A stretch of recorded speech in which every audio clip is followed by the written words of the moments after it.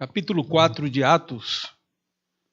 Leamos do verso 5 até o verso 12. E eu gostaria que os dois últimos versículos, o 11 e o 12, fossem lidos por toda a igreja, que é a palavra de Pedro em resposta aos anciãos e autoridades. Então, capítulo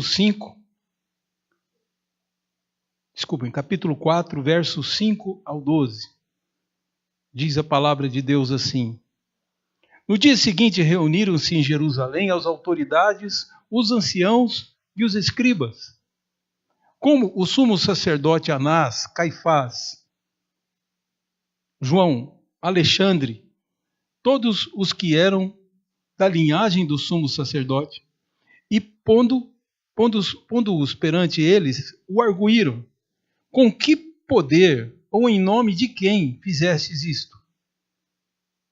Então Pedro, cheio do Espírito Santo, lhes disse: Autoridades do povo e anciãos, visto que hoje somos interrogados a propósito do benefício feito a um homem enfermo e do modo porque foi curado, tomai conhecimento vós todos e todo o povo de Israel, de que em nome de Jesus Cristo, o Nazareno, a quem vós crucificastes, e a quem Deus ressuscitou dentre os mortos, sim, em seu nome é que este está curado perante vós.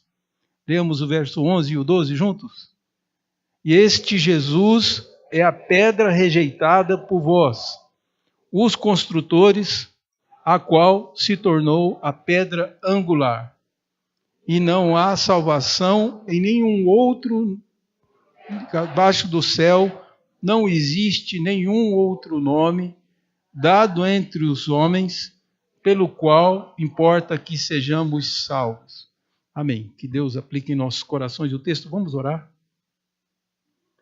Pai, pedimos teu auxílio, tua condução em todo o pensamento, para que tudo que aconteça aqui reverta para a tua glória, para a salvação de perdidos e especialmente, Senhor Deus, edificação da tua igreja.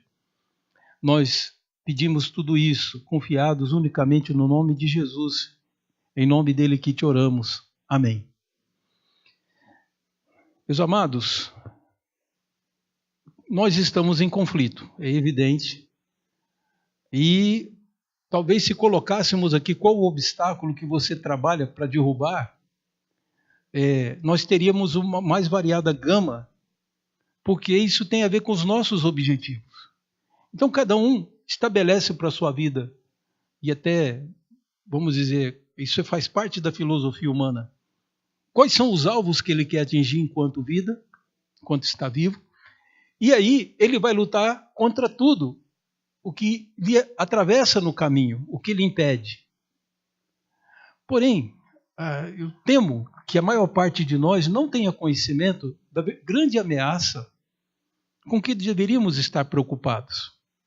Às vezes nos preocupamos com coisas que não são tão importantes, tão relevantes.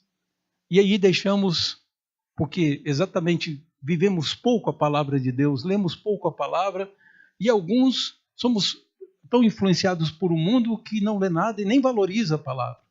Não obedecem essa palavra que você obedece. E daí imitamos a maneira deles viverem, mas eles estão vivendo sem rumo, porque não crendo na palavra, eles não têm trilhos. Então, qual que seria as grandes preocupações dos brasileiros? Agora, nesse período que antecede a nossa eleição para presidente, se fala muito sobre isso, não é? Qual é a preocupação do brasileiro? Vai aparecer certamente segurança, porque a violência se tornou muito grande no nosso país e ninguém quer receber a notícia que um parente seu não vai voltar mais para casa. Que alguém que ele ama ou ele mesmo sai para o trabalho e não volta. Essa tem sido uma das grandes preocupações do brasileiro. Então, alguém tem dúvida que segurança faz parte? Então, o que nós precisamos fazer? Quem são os obstáculos que estão no caminho? Bom, eu não vou dissertar sobre isso, porque eu creio que essa não tem que ser a nossa maior preocupação. Ainda que deva fazer parte da nossa preocupação, e precisamos fazer algo a respeito. Outra coisa que vai ser levantada é a questão da saúde Os irmãos podem ter certeza que muita gente vai aparecer com proposta de solução. Por quê? Temos um país riquíssimo, mas que não tem investido, é terrível dizer isso, mas não tem investido nem na assistência e nem tampouco na pesquisa. E os irmãos sabem que a medicina depende da pesquisa. São as pesquisas, os testes que vão mostrar realmente cura para a população. Quanta coisa a gente ouve falar que está sendo testada, e aí dizem, mais uns 10 anos entra o remédio no mercado. Mas os 5 anos é que é o previsto para que a pessoa possa receber esse tratamento. Estão descobrindo, segundo eu ouvi, pode ser mais uma mentira, mas segundo eu ouvi, até cura para calvície. Né? É uma pena porque algumas pessoas ficam muito bem calvas, né? Dá um ar de nobreza, mas diz que estão inventando remédio. E isso foi dado como um fato.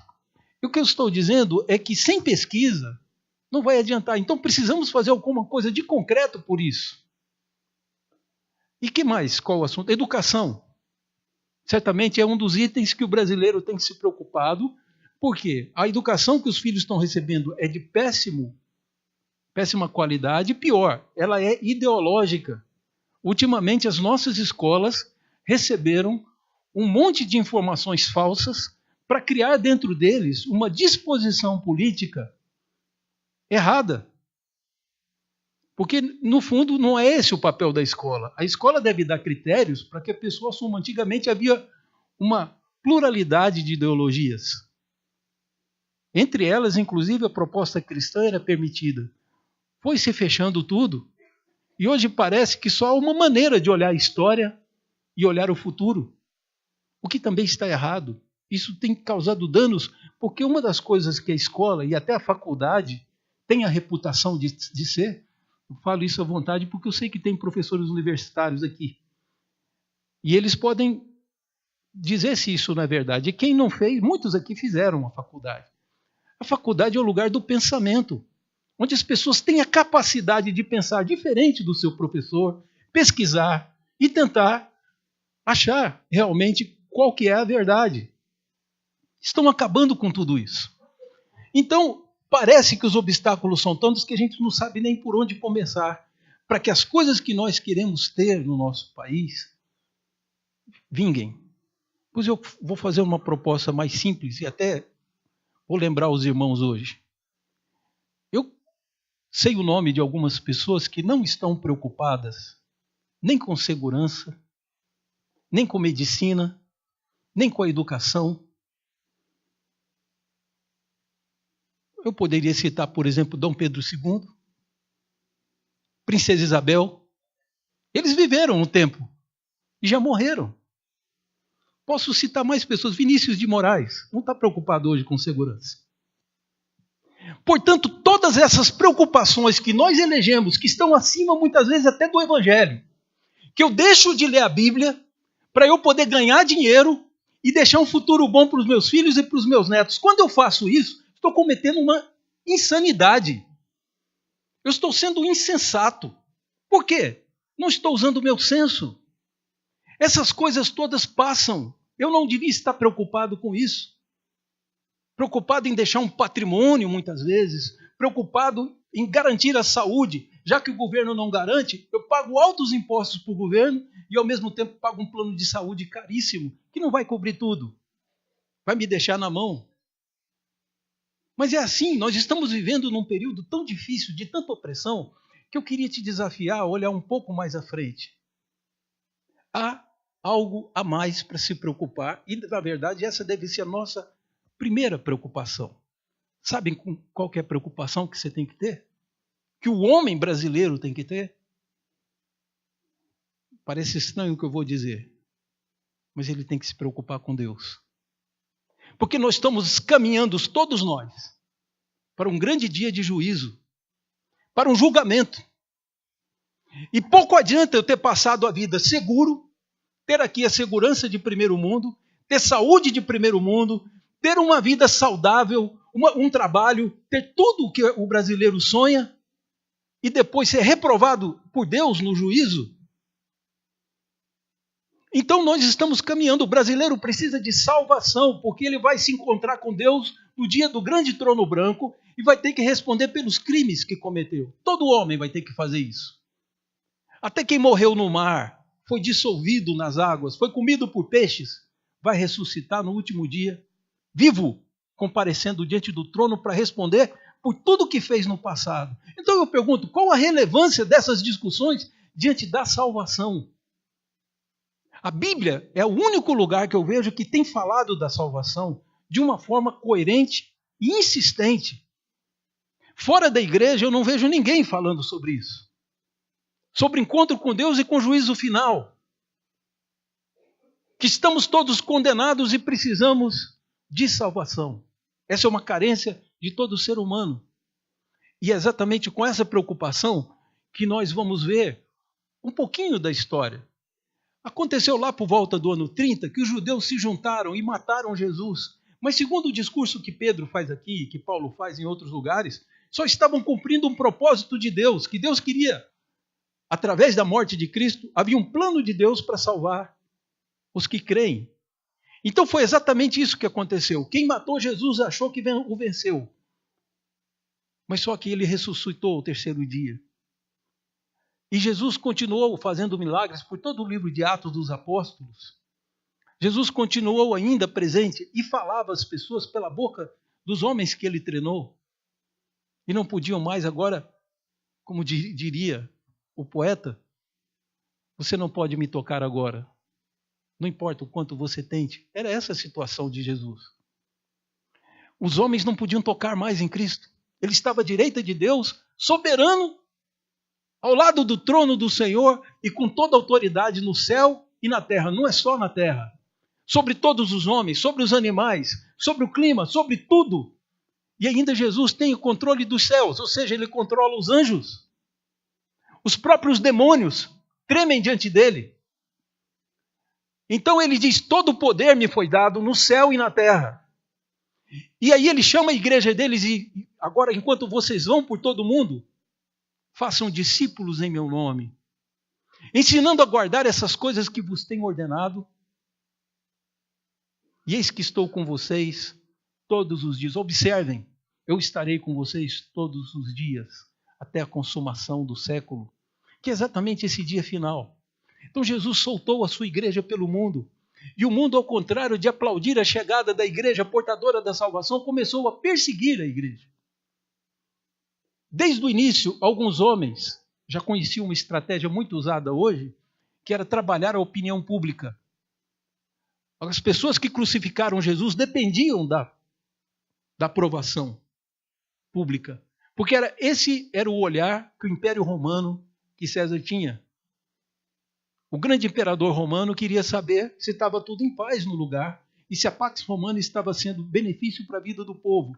Então eles não podiam deixar subir tumulto, subir a ideia de que eles crucificaram um homem inocente, que foi morto inocente, sendo que uma das coisas que mais o Império Romano prezava, que o romano em si, o cidadão romano, prezava, era a ideia de que eles eram um governo justo para o mundo inteiro.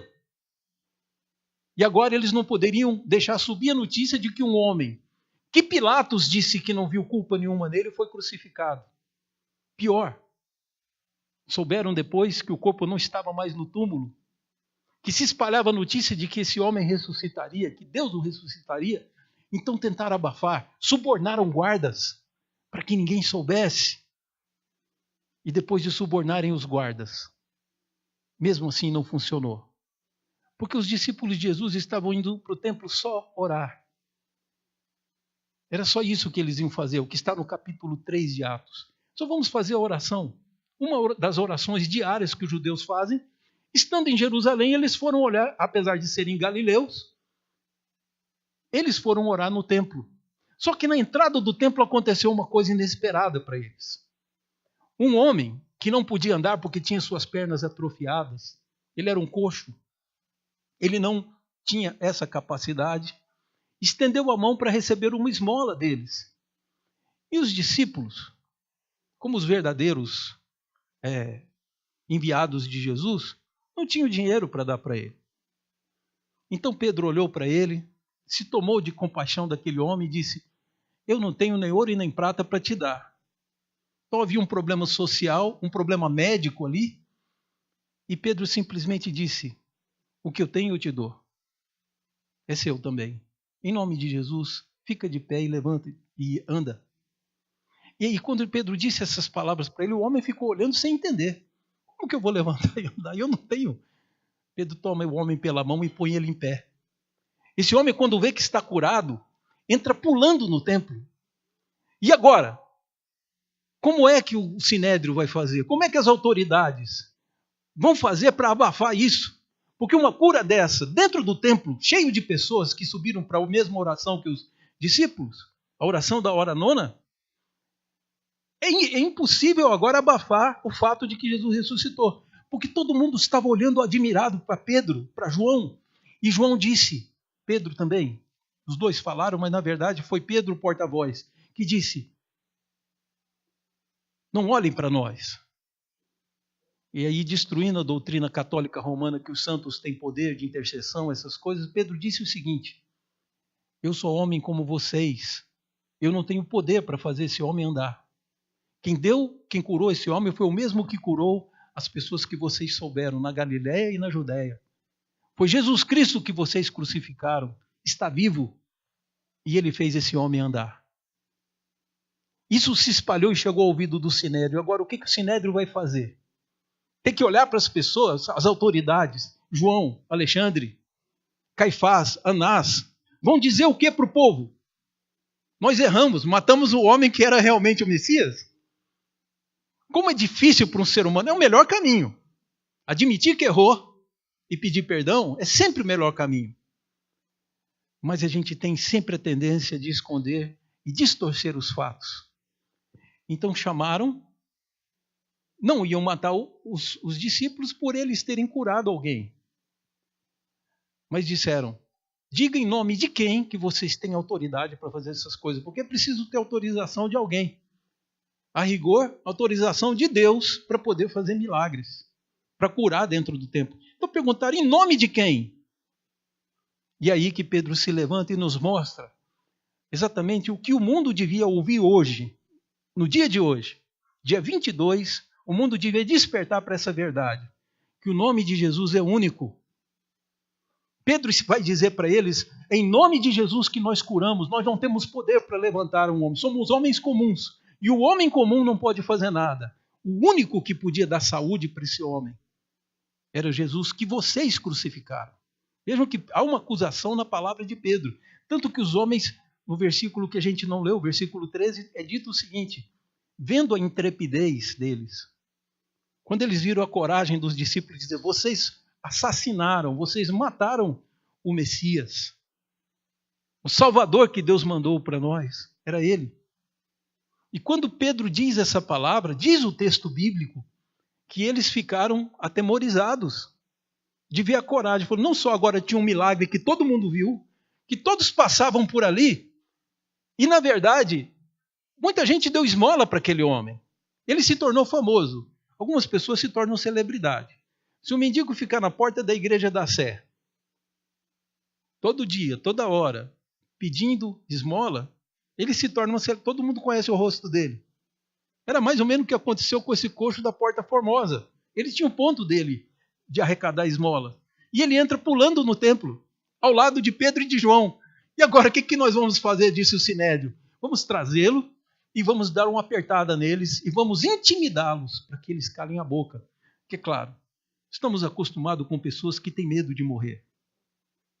Não com a igreja. A igreja sabe do seu futuro. A igreja sabe que morte, como disse foi muito bonito a frase que eu ouvi certa vez, em que um homem estava sendo chamado para trair seu povo, ou então ele morreria, seria enforcado. E aí o rei disse a esse homem, vai lá e diga para o povo, ou você prefere morrer? E esse homem disse, todos os homens morrem, só alguns vivem. Essa é a ideia.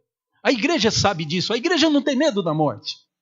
É por isso que os nossos missionários estão em campos muçulmanos, A igreja tem missionários em todos os lugares do mundo. Nós tivemos missionários que foram mortos na extinta União Soviética. Nós tivemos debaixo da tortura na Romênia e tantos outros países. Temos ouvido falar dos missionários que são massacrados. Então a igreja não tem medo. A primeira notícia que Pedro nos dá é que no nome de Jesus há poder. Não é igual a qualquer nome. Por isso o homem foi curado. Então você precisa se lembrar sempre disso.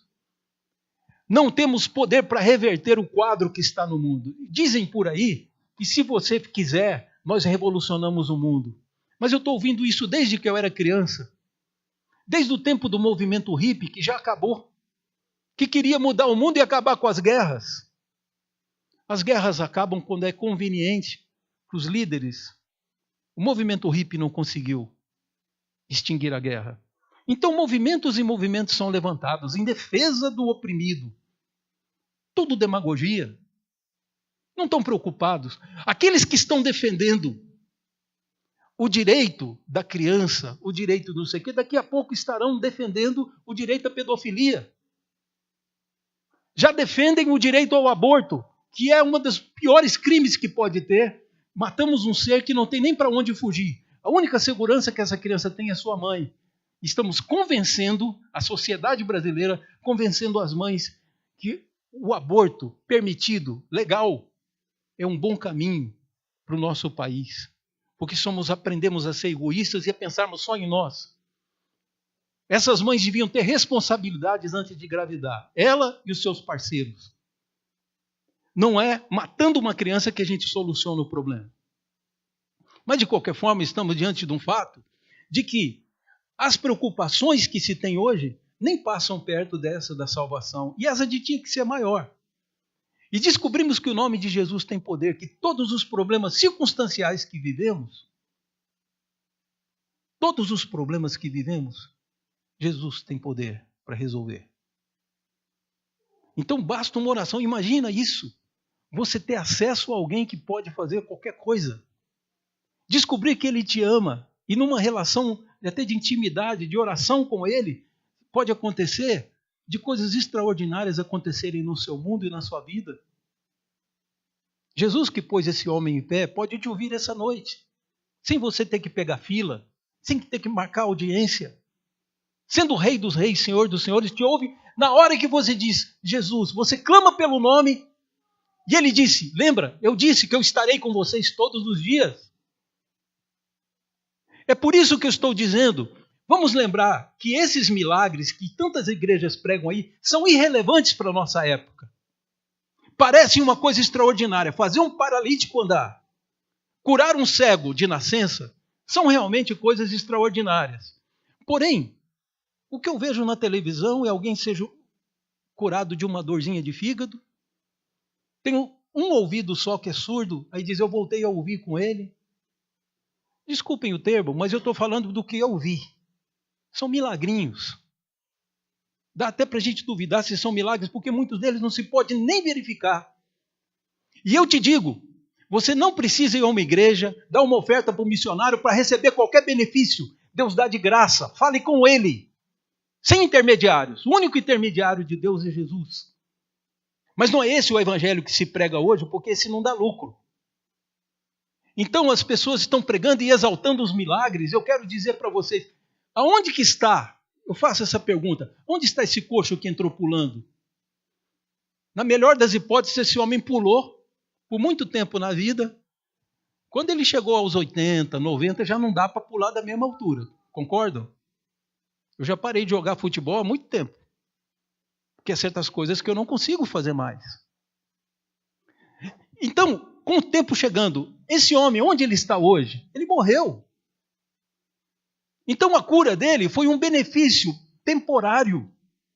Onde está Lázaro hoje? Jesus ressuscitou. Quer um milagre mais arrebatador do que uma ressurreição? Não existe.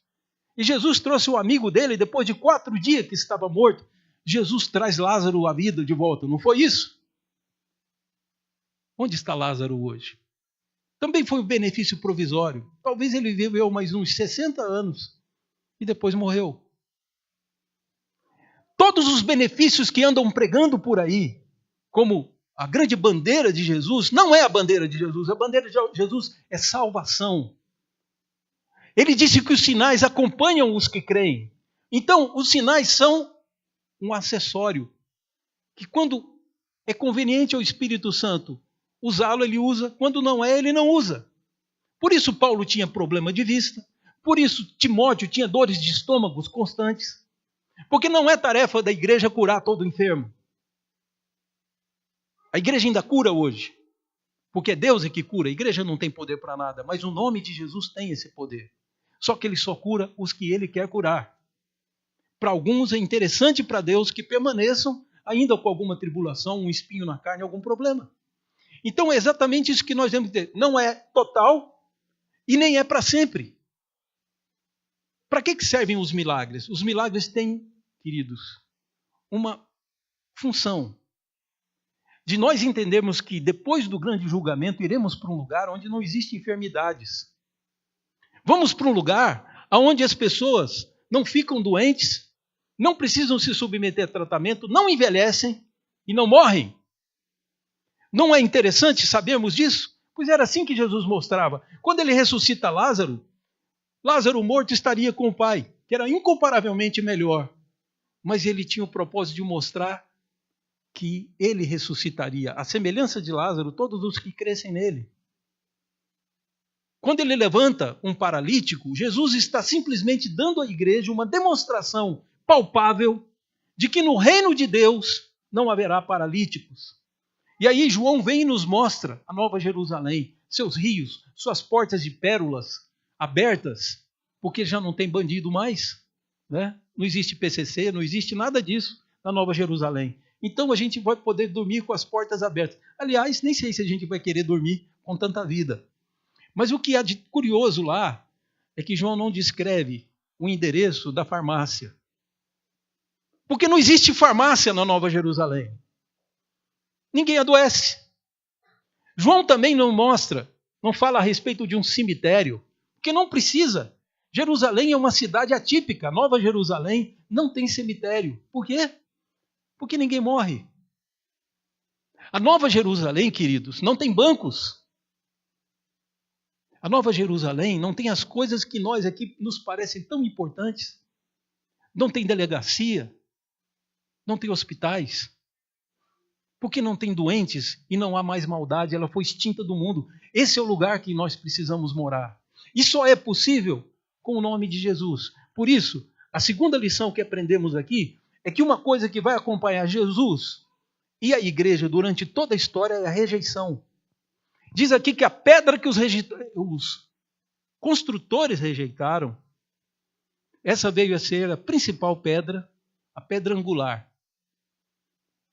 Então, justamente os construtores olharam e falaram, não, essa pedra não. E aí, disse assim, pois essa foi a pedra escolhida por Deus para ser o alicerce. Tudo que o mundo construir vai ruir.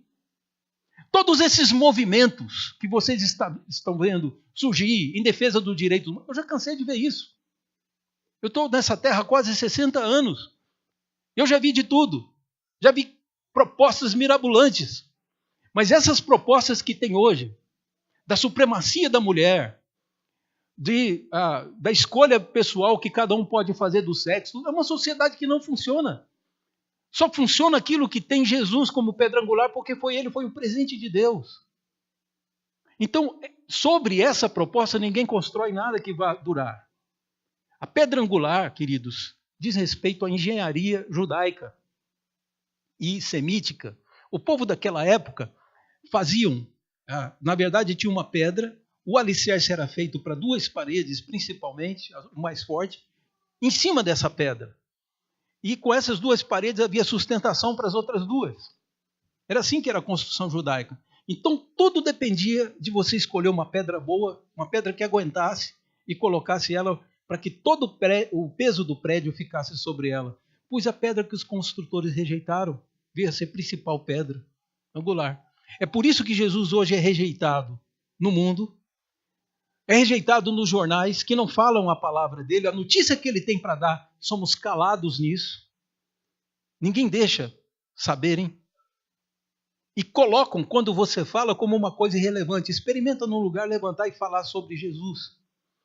Como hoje o número de evangélicos é grande, é capaz que algumas pessoas louvem a Deus quando você falar. Mas a grande parte torce o rosto. Sabe por quê?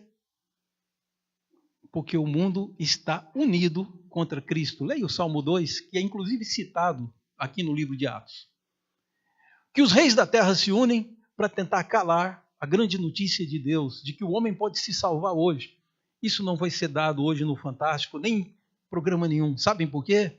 Não interessa que o homem saiba o quanto Jesus é importante. Mas diz, a única pedra sobre a qual construiríamos a nossa própria vida, de uma forma consistente, foi rejeitada. Então a rejeição acompanha tanto a igreja, por isso os muçulmanos matam cristãos. Por que o muçulmano mataria o cristão, se na verdade o cristão de hoje não é hostil ao islamismo? Eles vão dar as razões deles, mas a grande verdade é porque a mensagem muçulmana não tem como competir com a grandeza e a sublimidade do evangelho. Paulo disse isso, era um judeu, mas disse que considerou tudo o que ele tinha de judeu, toda a bagagem dele considerou como refúgio, foi o que ele disse. Vou usar a palavra mais simples, né? Ele usou como refúgio. Ele olhou como refúgio diante da sublimidade do conhecimento de Jesus. Até o judaísmo, que era altamente consistente. Você quer que eu te diga uma religião que tinha alguma consistência? Era o judaísmo, porque era fruto da revelação de Deus. Pois Paulo, quando conheceu Jesus, considerou tudo como refúgio. Então nada se compara.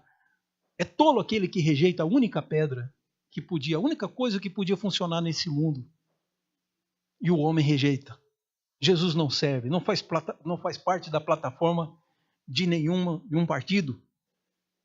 Não faz parte das notícias mais urgentes do mundo, mas devia ser. Porque aqui o apóstolo Pedro, já no versículo 12, o apóstolo Pedro vai dizer que ele é a única salvação. Veja só. E não há salvação em nenhum outro. Olha o que ele está dizendo. O homem que vocês mataram foi um grande risco. Se Deus não ressuscitasse, estávamos sem esperança. Porém, Deus o ressuscitou. E debaixo do céu não existe nenhum outro nome entre os homens pelo qual importa que sejamos salvos. Se o judeu esperar um outro Messias, vai esperar sentado porque ele nunca virá. Já veio. Se alguém está elegendo alguma mediadora entre ele e Deus, que rogue por nós os pecadores, está errado. Jesus é a única salvação. O único mediador, segundo o que Paulo diz, é o que está na Bíblia. Não há um outro mediador entre Deus e os homens. Então não importa quem você coloque no caminho, ninguém vai servir de defesa para você no dia do juízo, a não ser Jesus. Eu posso até imaginar eu chegando no céu e o anjo na entrada me barra e diz, pecador não pode entrar aqui. E o que eu digo? É simples. Digo, eu não poderia entrar, sou pecador mesmo, você tem razão. Eu sou homem e sou pecador, não posso entrar aí. Porém, eu venho em nome de Jesus. Os meus pecados já foram julgados, condenados, e Jesus já foi executado no meu lugar. É em nome de Jesus que eu entro na Nova Jerusalém. E é isso que nossa mente tem que estar atenta. Não existe salvação em nenhum outro a não ser em Jesus. Sabem, queridos, eu queria encerrar lembrando aos irmãos, alguns já sabem disso, conhecem, os irmãos têm um bom conhecimento geral. Existe uma coisa entre católicos mexicanos, a diferença, o católico espanhol ele é muito praticante do catolicismo, defensor, mas o católico do México, ele é muito místico, ele mistura o catolicismo com um punhado de bruxaria. E tem uma crença entre alguns mexicanos que eles simplesmente não enterram a pessoa que morreu. Morreu uma avó muito querida de algum deles, e ele deixa na cadeira, em vez de enterrar. Para ter a falsa sensação de que não abandonou, não se separou dela. Isso é muito pior do que o que a gente faz, pode ter certeza. Porque aquela pessoa na cadeira começa a deteriorar, cheira mal. E começa a cair sua pele, vai ficando até ficar só a caveira. Mas eles dizem que isso é um respeito com a pessoa que morreu. Não é horroroso isso? E quem gosta de um bichinho faz a mesma coisa com o bicho. E quem gosta, e assim eles vão fazendo, porque é uma ideia que eles têm de que a pessoa vai permanecer junto. Só que isso é uma mentira, a pessoa já foi. É só o corpo. E por isso ele deteriora, porque sem a alma não há vida. Bom, por que eu lembrei desse fato tão bizarro, né? Da cultura mexicana? E gosto muito do mexicano. A igreja presbiteriana do México é muito boa e muito grande. E tira esse pessoal dessas superstições. Mas eu usei isso aí para dizer que é mais ou menos isso que a maior parte das pessoas está fazendo. O mundo morreu, faliu, ele não tem vida mais, mas nós deixamos ele na sala, dentro da nossa vida, pensando, em vez de admitir que morreu e enterrar, eu deixando aqui, eu tenho a sensação de que está sempre comigo. Só que não há vida mais. O mundo está morto. Você quer salvação? Só tem um jeito, Jesus. Qualquer outra solução que você tentar, qualquer outro caminho não vai ser aceito. Jesus não iludiu seus discípulos. Disse, eu sou o caminho, a verdade e a vida. Ninguém vem ao Pai senão por mim. E se você não for ao Pai, o dia do grande juízo você vai ser condenado. Você tem que chegar à presença de Deus, pedir-lhe perdão e ser recebido, adotado como filho de Deus. Olha o privilégio, olha a honra. Ser filho adotivo de Deus. Jesus é filho natural de Deus. Eu sou filho adotivo. O meu pai natural faleceu na década de 90. Eu tenho o nome dele na minha identidade. Então essa história de dizer que todo mundo é filho de Deus, isso é conversa. Todos somos filhos dos nossos pais, porque pai é quem gera. Aí alguém um dia disse para mim, falou, mas Deus, eu sou filho de Deus sim, porque Deus me criou. Eu falei, Deus também criou os ratos, Deus criou a tartaruga, Deus criou o urubu, e nem por isso eles são filhos de Deus. São criaturas.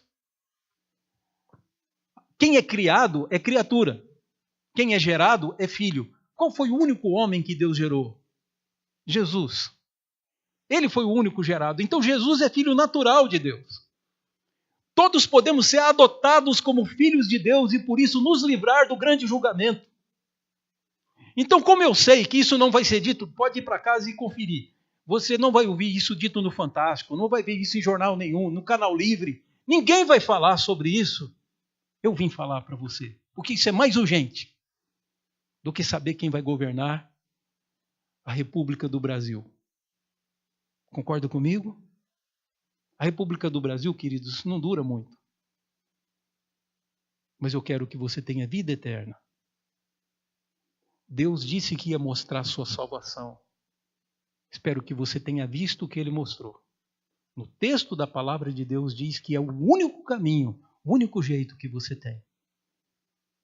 Então pare de se encher de ilusões, pare de viver em cima das ilusões dos outros, do sonho dos outros, e comece a criar a sua vida, fazer a sua vida, sua perspectiva, seus passos próximos, dentro desse objetivo.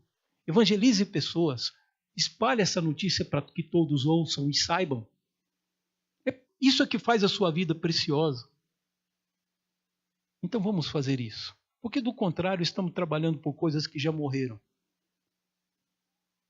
Somos um defunto sentado na sala, como se estivéssemos assistindo televisão. Mas na verdade já morremos. Só a vida em Jesus. Isso é o que Pedro está dizendo. Isso se espalhou de tal forma, tentaram abafar de todo jeito. Mataram Pedro para calar-lhe a boca. Mas nós hoje somos Igreja Presbiteriana Monte Sião, porque Jesus nunca deixou que a sua igreja morresse. Para que você e eu ouvíssemos sobre salvação. E eu, aos meus 16 anos de idade, me entregasse a Jesus e fosse salvo, convertido. É para isso que a igreja está de pé ainda. Para dizer o que os homens não sabem e precisam saber. Então, tragam sempre visitantes, tragam as pessoas que precisam, que você gostaria que ouvissem. Ore para que elas aceitem seu convite. Porque o meu compromisso é de falar aquilo que elas não vão ouvir em outro lugar. Vou convidar a igreja a se colocar de pé agora e nós vamos fazer uma oração.